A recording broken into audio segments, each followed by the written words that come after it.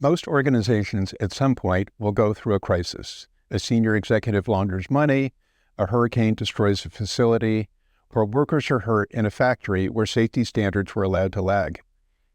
Effective crisis communication strategy is a lot more than simply having a spokesperson stand at a podium and deliver sanitized messages.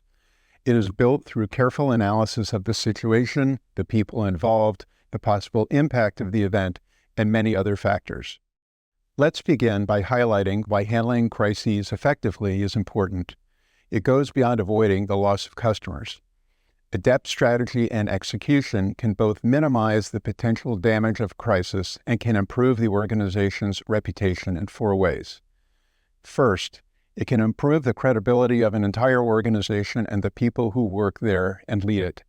Next, it can prevent negative perceptions of your organization that can last years. Also, it ensures another organization can't brand you in a negative light. And lastly, it minimizes the potential for media to write negative news about your organization. Crises tend to fall into 2 categories, sudden and sizzle. A sudden crisis is a one-time event that creates initial chaos with the potential for later aftershocks. If handled well, it will fade from people's memories in a matter of days. They are somewhat predictable, therefore there is the opportunity to prepare. A sizzle crisis begins with a negative event, but then is followed by additional news that prolongs the crisis and creates new crises. These are a lot more difficult to handle since it can be unclear what the follow-on crises will be. There are multiple elements to effectively addressing a crisis. Not surprisingly, the majority of work needs to happen before the crisis takes place. Here's a very brief synopsis of every element involved in creating a crisis strategy. First, determine your operational goals.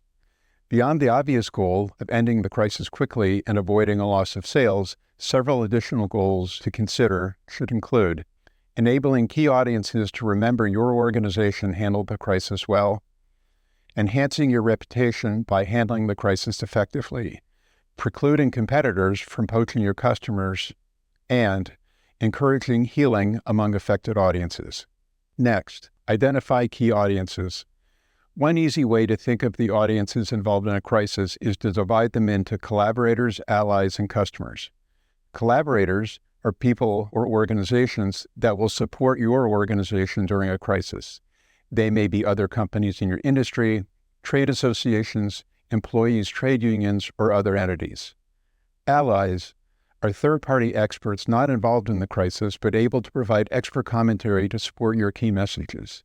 Academics, well-known industry experts, and consultants can be allies. Customers, of course, are those directly impacted by the crisis. Next, concentrate on messages. Messaging in crisis situations is a little different from other marketing activities. Here, we are appealing to people's rational and emotional sides, and messaging must reflect that reality. Using COVID as an example, 6 elements of effective messaging need to include: keep it simple. Please wear a mask. Make it motivating. Wearing a mask saves your life and those of your loved ones. Be demonstrative. Our entire organization is wearing masks. Show empathy. We know masks can be uncomfortable. Keep it timely. We're telling you in advance so you have time to go out and buy masks. And reflect diversity. Communicate in the languages of your customers.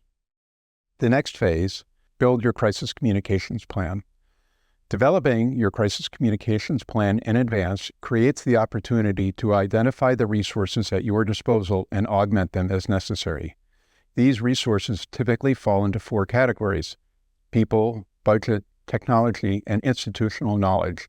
While each plan is different and reflects the needs of the organization it's intended to support, 7 elements common to all plans include: 1. Identify potential crises your organizations could face. These might include cybersecurity breaches, executive malfeasance, harassment, or union issues. Study crises other companies in your industry have faced and determine those that are relevant to your organization. 2. Put together the infrastructure for each scenario. This includes drafting straw man messages, building your crisis team of all of who would be involved, including members of the C-level team, attorneys, human resources, and others, contacting potential allies and collaborators to measure their support, and identifying and training potential spokespeople. 3. Plan the first 72 hours. The first 3 days are often the most critical. A common scenario for what customers want to know as a crisis unfolds is, in the first 24 hours, the core question will be, what happened? Organizations should be prepared to share basic details about the event. In the next 24 to 48 hours, questions will evolve to who was impacted. Be prepared to discuss who is affected, who caused the event, if that's relevant, and who is responding. In the subsequent 48 to 72 hours, the questions will then turn to, what was the cause? Audiences will often move on to want to know why the event happened. And then 4, organize your crisis team and spokespeople. The team should include experts from the 5 core areas of the organization: operations, sales, marketing, human resources, and accounting.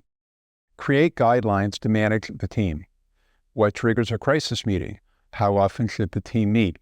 How to reach team members quickly on a 24/7/365 basis, and more. 5. Establish a crisis notification system.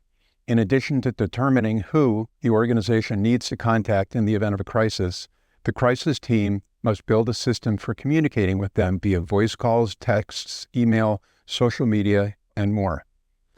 This is especially important if the organization must quickly communicate with the public. 6. Set up monitoring. Set up tools to listen to what media and the public are saying and writing about the crisis, looking for a few things. Are there other potential allies or collaborators that we can tap into? What trends are emerging on people's opinions that your organization should support or refute? What information is out there that you ought to consider rebutting? There are free tools such as Google Alerts to assist with this, as well as many paid tools like Muckrack. And 7, practice. Create and run simulations of potential crises to test every element of your plan. A few key questions to focus on include, were we able to get the crisis team together quickly? Were the message statement drafts on target enough to enable us to finalize them quickly? Did our collaborators and allies support our positioning? And were we able to reach the audiences we needed to efficiently? The bright side to making the investment in time and resources to organize your crisis plan is that well-executed responses can have positive consequences in terms of boosting customer and employee retention, improving the organization's reputation, and accelerating healing among affected audiences. This video barely scratches the surface of how to prepare for a crisis. For a free consultation, please contact us at the link in the description. Thanks for watching.